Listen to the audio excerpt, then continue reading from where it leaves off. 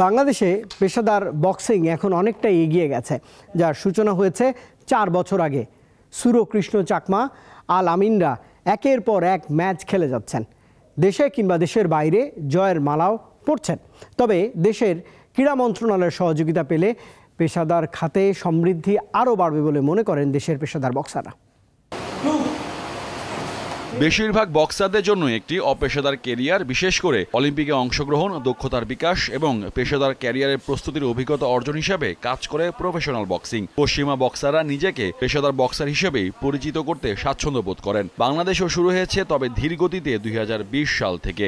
তার প্রফেশনালে যাবার জন্য যে জায়গাটা, তার আগে তার ট্রেনিং করে, সে বিগিনিংয়ে আসে, বিগিনিং শেষ করে, সে অ্যামেচর করে, অ্যামেচর শেষ করে, অ্যাডভান্স করে, অ্যাডভান্স করার পরে আর কোনো কিছু নেই। আমি পৃথিবী 9 নম্বর মেন্টর, আমি একজন বাঙালি।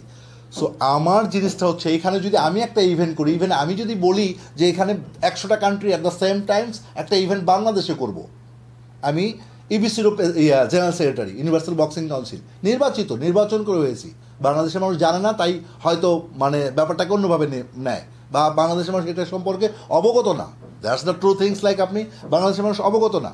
আমি নির্বাচন করে জেনারেল সেক্রেটারি হচ্ছি universal boxing council, Latin American and south American সংস্থা।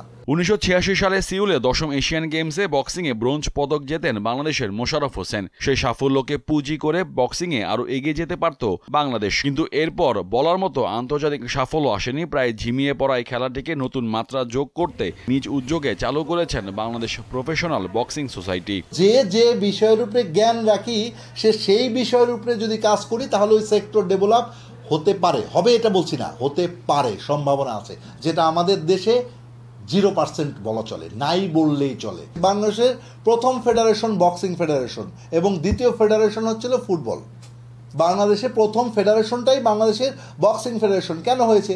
আমি রাজনীতি নয়, আমি ডিফারেন্টভাবে বলতে চাচ্ছি, এটা বঙ্গবন্ধুর স্বীকৃতি ছিল। বাংলাদেশে একটা ফেডারেশন আছে, একটা স্টেডিয়াম আছে। পৃথিবীর বহুত কান্ট্রিতে ঘুরে দেখছি আমি, প্রায় 80 থেকে 90টা কান্ট্রি ঘুরেছি। এর মধ্যে বহুত দেশে দেখেছি কোনো স্টেডিয়াম নেই বক্সিংয়ের। বাংলাদেশে আছে, তাহলে বাংলাদেশে বক্সার নাই কেন?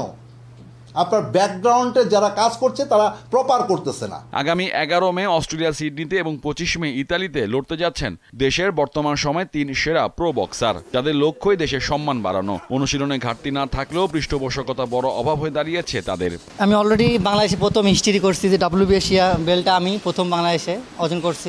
অন্য দেশে ব্যাকগ্রাউন্ডে অনেক ধরনের স্পন্সার, বড় বড় কোম্পানি সাপোর্ট করে থাকে। আমাদের দেশে কিন্তু স্পন্সার নাই।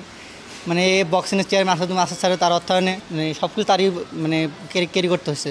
2 সপ্তাহের আমাদের একটা ছিল, ক্যাম্পিং ছিল। এই ক্যাম্পিংয়ে আমাদের আসাদ স্যার আমাদের ট্রেনিং করিয়েছেন এবং অনেক ভালো প্র্যাকটিস হয়েছে। আমার ছোটোখাটো একটা ইনজুরি ছিল, যেটা ইন্টারন্যাশনাল গেম করতে যাওয়ার কারণেই। সো হোপফুলি প্রায় 1 বছর থেকে 1.5 বছর আমি বক্সিংয়ে কামব্যাক করতে পারিনি, বাট হোপফুলি সামনে আমি বক্সিংয়ে কামব্যাক করব।